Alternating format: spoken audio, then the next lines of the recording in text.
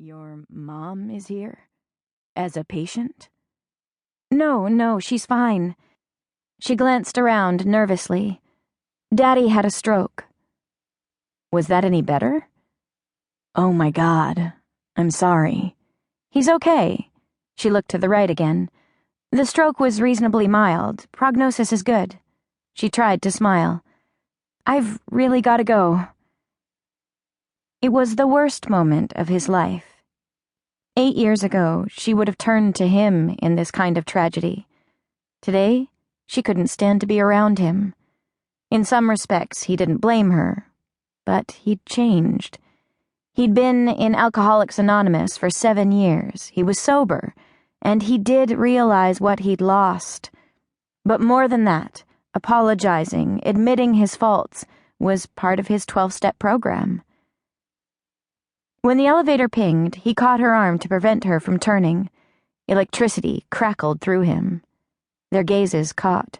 His heart swelled with misery. God, how he'd loved her. She swallowed.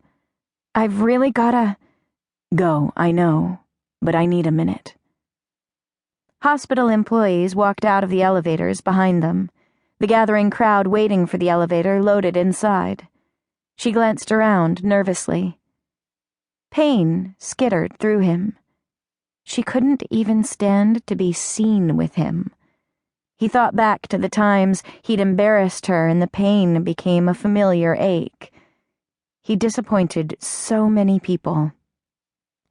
But that was 7 years ago, and today was today. He pulled her a few feet away from the elevators. I have to tell you that I'm sorry. Her face scrunched with confusion. Have to? Yes, it's part of the program. Her eyes lit with recognition. Oh, 12 steps. Yes. She looked at him differently now, closely. You're sober. He finally let himself smile. He'd wanted to be able to tell her that for 7 long years.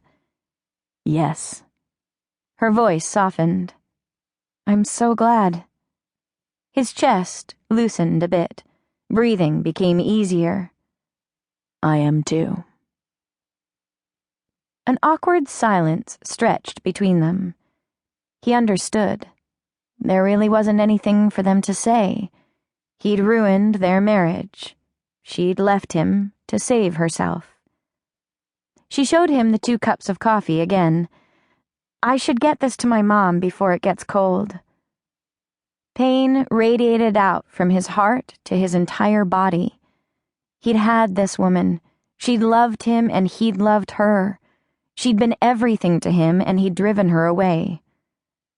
Don't dwell on the past. Focus on the future. He stepped back. Yeah, sure. I'm sorry. The bell for the second elevator pinged.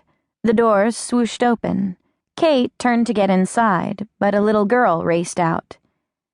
Mom, Grandma sent me to find you. She thinks you're making that coffee.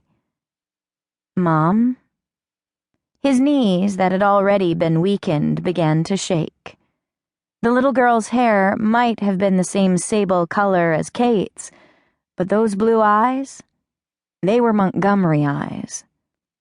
Pain morphed into shock. Could this be his child?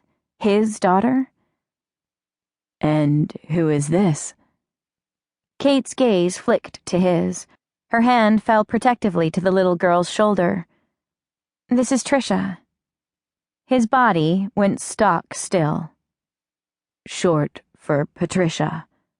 His beloved grandmother's name? Why name the little girl after his grandmother if she wasn't his? She smiled weakly, her eyes filled with tears. She whispered, Yes. Damn it.